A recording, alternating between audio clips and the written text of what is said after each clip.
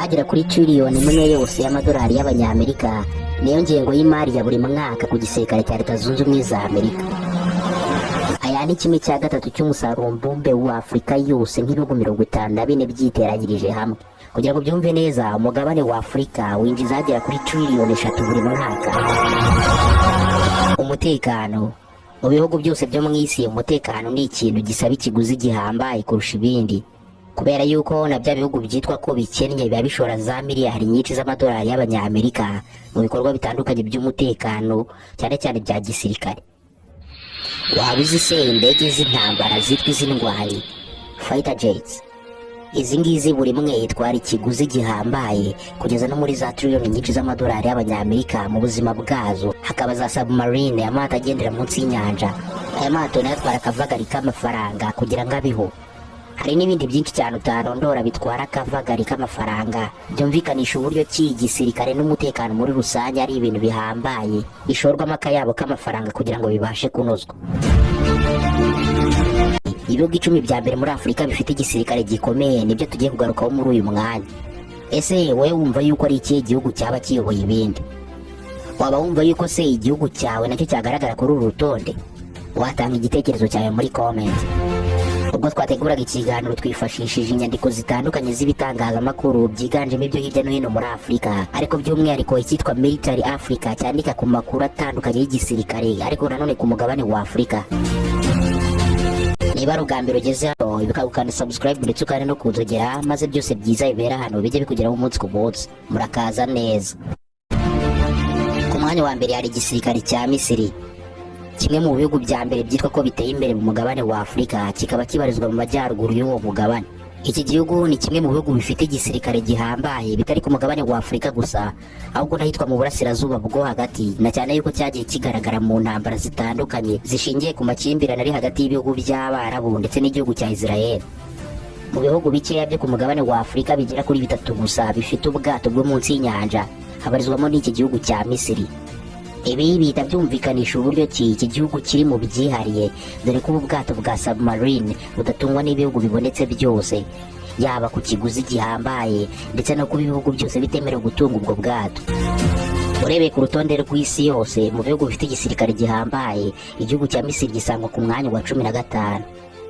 Iki gisirikare gifite abasirikare bagera ku 310 ndetse n'abandi 375 bazwi nka reserve troops badakora umunsi ku munsi.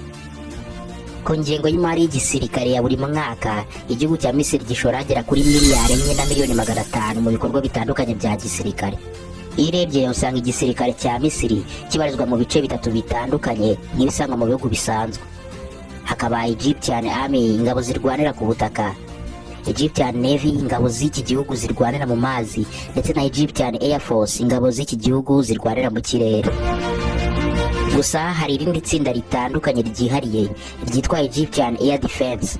Iri ni itsinda rifite ibisasu bya Misiri by'iki gihugu mu biganza, ndetse rikaba rishinzwe no kurwanya ibitero ibyo ari byo byose byaturuka mu kirere.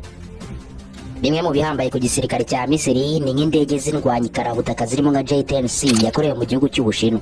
Gusa indege z'ubu bwoko si zo zonyine igisirikare cya Misiri gifite, kuko zikunda no gutanga komande mu gihugu cy'Uburusiya ku ndege z'intambara ziganjemo izo mu bwoko bwa Sukhoi. Si ibyo gusa, igisirikare cya Misiri gifite ibifaru bigera ku 5340 byiganjemo ibyitwa T-80 bikorerwa mu gihugu cy'Uburusiya. Ibyo byose byerekana uburyo ki igihugu cya Misiri aho kuba inshuti y'igihugu cya Leta Zunze Ubumwe za Amerika, ahubwo bifatanyije n'ibihugu byitwa iby'abanzi ba Leta Zunze Ubumwe za Amerika nk'Ubushinwa ndetse n'Uburusiya. Umwanya wa kabiri usangwaho igihugu cyo mu muryango w'Abarabu, nacyo igihugu cya Algeria. Nacyo ni kimwe mu bihugu bifite submarine, amato agendera munsi y'inyanja. Algeria nicyo gihugu cya mbere ku mugabane wa Afurika gishora akayabo mu bikorwa bya gisirikare. Agera kuri biliyoni 12 z'amadolari y'abanyamerika, Algeria ikaba iyasohora mu mufuka buri mwaka nk'ingengo y'imari ya gisirikare. Igisirikare cya Algeria kigizwe n'ingabo zisaga 465. Aba bose bakaba bafite mu nshingano umutekano w'igihugu cya mbere kinini muri Afurika, gifite ubuso bwa kilometero kare miliyoni 2,382.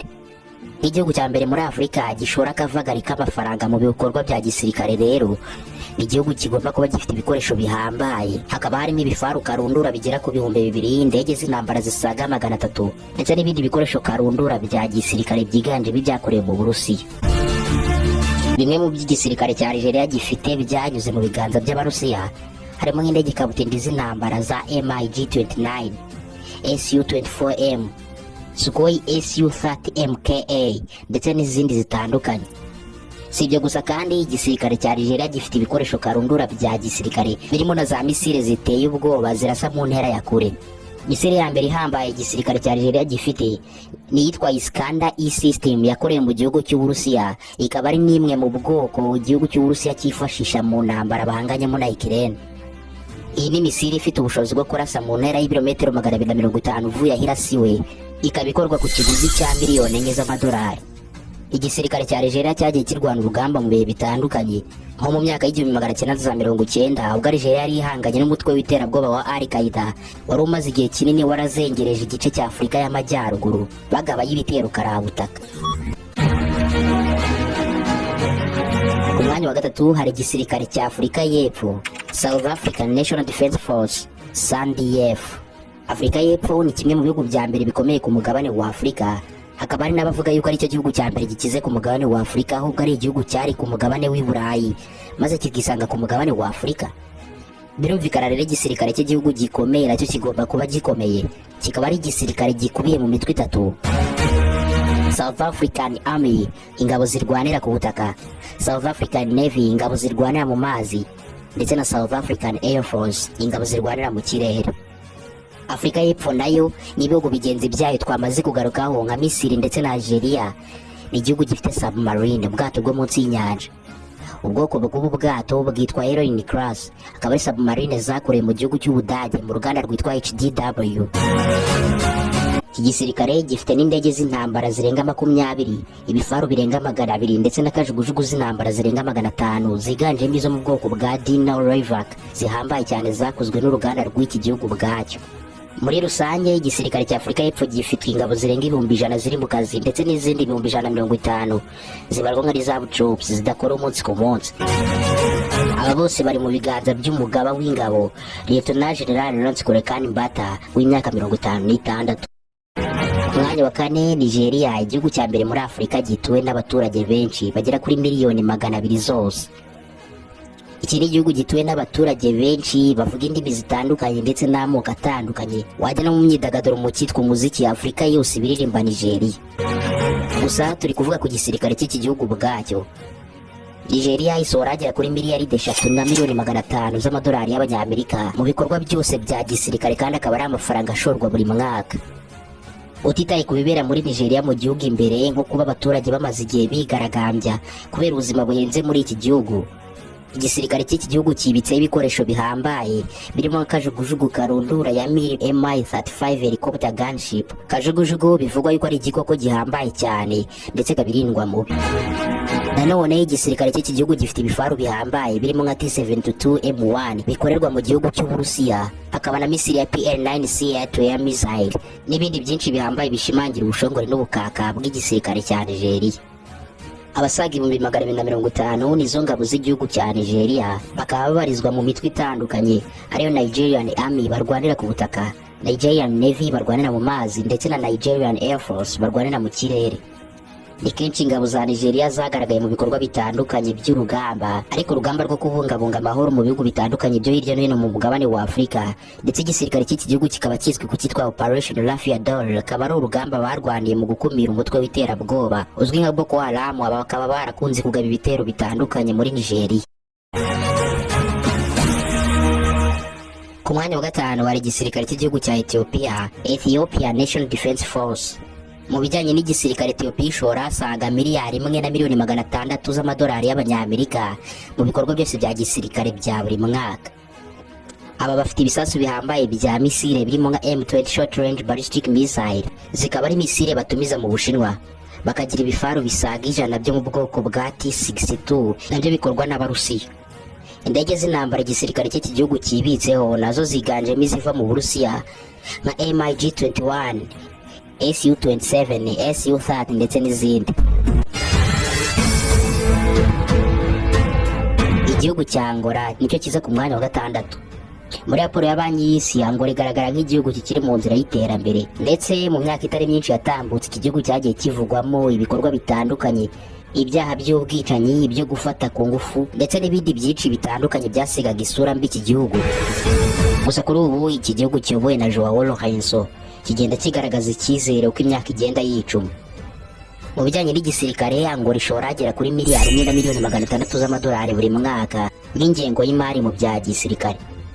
Ni igisirikare kigizwe n'ingabo zisaga 110,000, kikaba cyarashinzwe mu mwaka wa 1991 ubwo cyahabwaga izina rya Angolan Armed Force. Igisirikare cya Angola gifite ibifaru by'intambara bigera kuri 260, kajugujugu 300 ndetse n'indege karundura z'intambara zo mu bwoko bwa Sukhoi Su-27 fighter aircraft zikorerwa mu ruganda rwa Sukhoi rw'Abarusiya. Ibaze ko Angola ari kimwe mu bihugu bike muri Afurika bifite satellite mu isanzure, bakaba barayoherejeyo mu Kuboza mu mwaka wa 2017. Ku mwanya wa 7 hari igisirikare cy'ubwami bwa Maroc, Royal Moroccan Armed Force. Ubu ni bumwe mu bwami bwa mbere bukize mu isi, bukaba buyobowe n'umwami Mohamed wa gatandatu. Nawe yenda umusirikare kabuhariwe ku ipeti rya generali, akaba n'umugaba mukuru w'ingabo w'ikirenga mu gisirikare cy'ubwami bwa Maroc ayoboye. Ni igihugu rero gifite igisirikare gihambaye ndetse ku rutonde rw'ibihugu bya mbere muri Afurika bifite umutekano. Ni n'igihugu kandi kirimo abaherwe benshi batunze za miliyaridi nyinshi z'amadolari, biganjemo abo mu muryango w'ibwami. Buri mwaka Maroc isohora mu mufuka agera kuri miliyari 5 z'amadolari y'abanyamerika mu bikorwa byose bya gisirikare. Ni igisirikare gifite ingabo zigera ku 200,000 zikora umunsi ku munsi ndetse n'ingabo 150 zidakora umunsi ku munsi, zizwi nka reserve troops. Nko mu bindi bihugu babarirwa mu bice bitatu bitandukanye: Royal Moroccan Army bari ku butaka, Royal Moroccan Navy barwanira mu mazi, ndetse na Royal Moroccan Air Force barwanira mu kirere.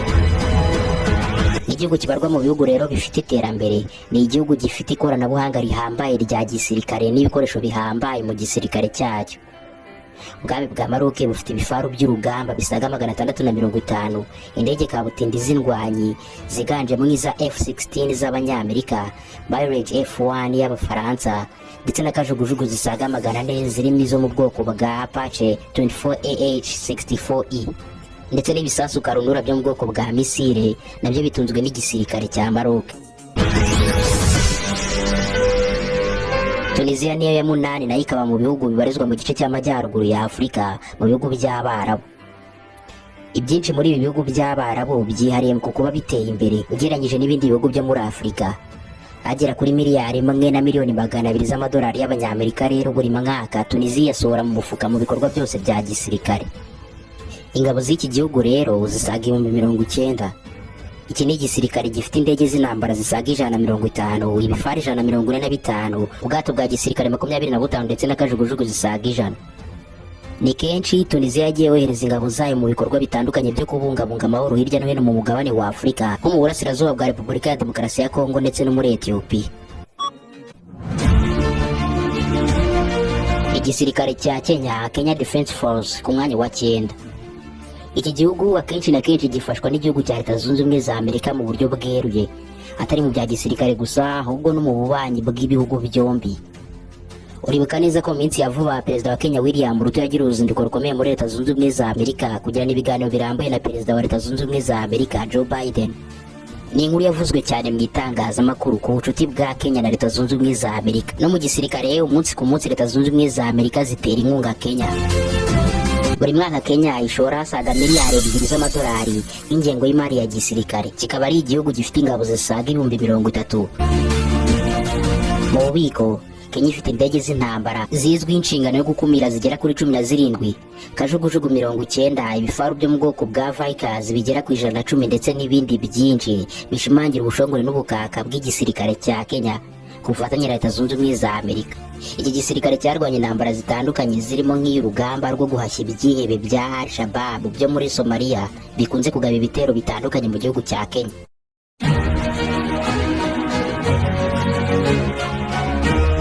Igihugu cy'u Rwanda ku mwanya wa 10. ihohoterwa, urugomo, ubwicanyi, ubujura n'ibindi byaha bitandukanye mu gihugu cy'u Rwanda biza ku kigero cyo hasi cyane ugereranyije n'ibindi bihugu byinshi muri Afurika. Hari ibitangazamakuru bitandukanye birimo ibyo muri Afurika, iby'abanyaburayi n'iby'abanyamerika byahurije ku kuba igihugu cy'u Rwanda kibarizwa ku mwanya wa kabiri mu bihugu bibarizwamo umutekano usesuye ndetse no ku banyamahanga ahubwo. Igisirikare cy'u Rwanda, Rwanda Defense Force, cyashinzwe nyuma ya jenoside yakorewe Abatutsi, nyuma y'uko abahoze ari igisirikare cy'u Rwanda mu mwaka w'1994 bafite iyo nshingano abitwaga Force d'Armée Rwandaise. Icyo gihe abenshi muri bo bareberaga ayo mahano akorwa ndetse ahubwo bamwe muri bo bakanayakora bitandukanye n'indangagaciro z'umusirikare. Nibwo ingabo zitwaga RPF Inkotanyi zaje zibohora u Rwanda. Kuva rero umwaka w'1995 ubwo u Rwanda rwiyubakaga akantu ku kandi ruhereye ku busa, n'igisirikare cyatangiye kwiyubaka ubwo ariko haherewe kuri bamwe mu ngabo zabohoye u Rwanda.